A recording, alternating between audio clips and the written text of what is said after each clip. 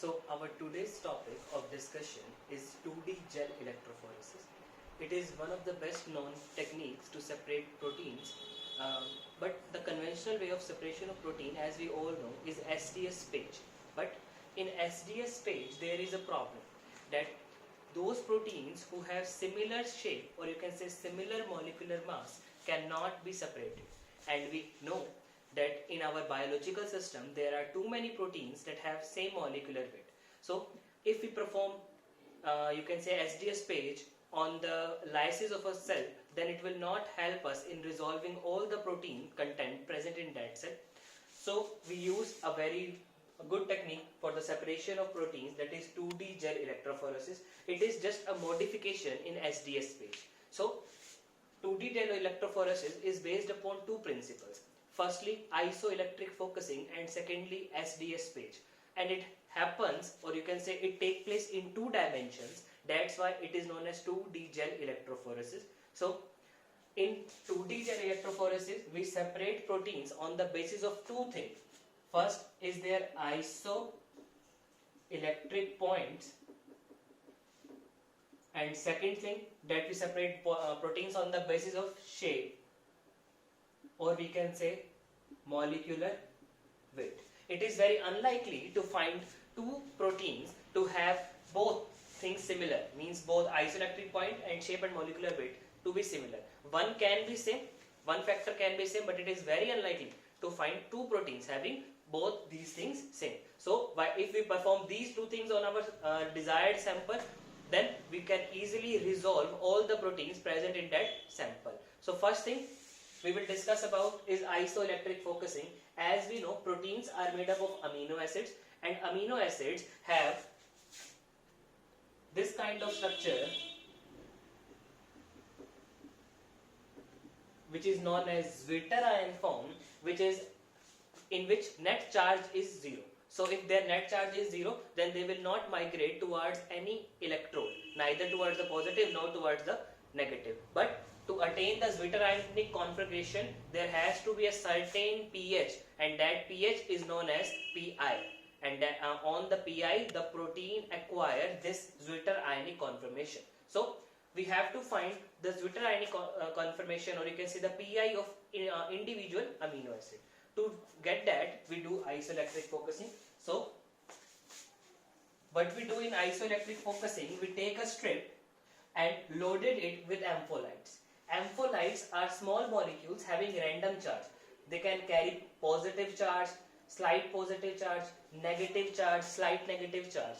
Okay, so we take a strip and load it with ampholites along with some sucrose and our desired, or you can say our required protein samples, that mixture of proteins. Now we dip one end of this strip to a positively charged solution. In general, we take a phosphoric acid solution, and we dip the other end in a negatively charged solution, that is triethylamine. And now we add electrodes, positive electrodes towards the positive side and negative electrode towards the negative side. We let it run for about 3 to 4 hours so that the ampholites get arranged in a particular pH manner. This pH manner means this strip in which the ampholites are being placed. So the positive terminal become pH 0 and the negative terminal become pH 14, and there are rest of them in between, like 1, 2, 3, 12, 13, and you can say 14 here. Now the proteins start to load. When we load the protein starts to move, and they move till they reach their particular Pi.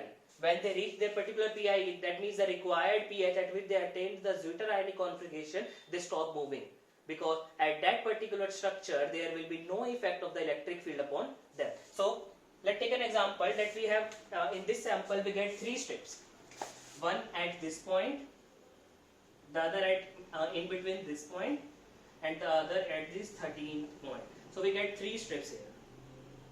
Okay, so now the electrofocusing will take place for about 1 day, complete 1 night. This particular structure is keep on running, and all the proteins get arranged in this particular structure. So we get the 3 bands here. So now all the proteins has been separated on the basis of their isoelectric point. So and it is in the x-axis direction, in one direction. Now what will happen? We take this strip and cut these structures and put them in the SDS page. SDS page,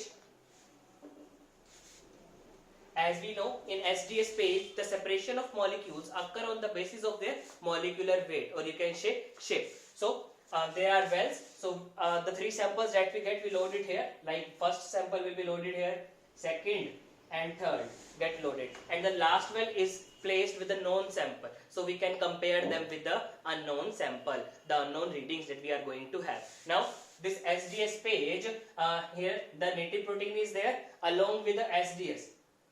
SDS work in two ways. It firstly denatured the protein to facilitate the motion, and the second thing, it provide negative charge to proteins so that they migrate towards the positive charge. So this is just to facilitate the movement. Now as the current is being passed, electric field is being applied, the amino acids, or we can say the sample protein, will start moving. So the first sample, the first step that we get in the isoelectric point, if they contain only one amino acid, they will get a sharp band on one position, but it is a mixture. If it is a mixture of two amino acids, then it will give you two different bands. The lower band here signify the protein of smaller molecular weight, and that upper band signify protein of a larger molecular weight. Same happens with the others. So now the proteins are being separated on the basis of their molecular weight, and previously were separated on the basis of their pi. Now as I told earlier that it is impossible to have two amino acids having same pi and same molecular mass. That means each individual band is made up of individual amino acid. To get this, we have to add some dye over here. Some dyes are being applied, like silver dye, and other dyes are being applied which can be easily visible under the you can say UV light. So now both the proteins are being separated, and in the SDS phase the protein separation is in the y-axis direction. Previously in isoelectric focusing it was on the x-axis direction. So in two different directions we separate the proteins, so it is known as 2D gel electrophoresis. Thank you, sir.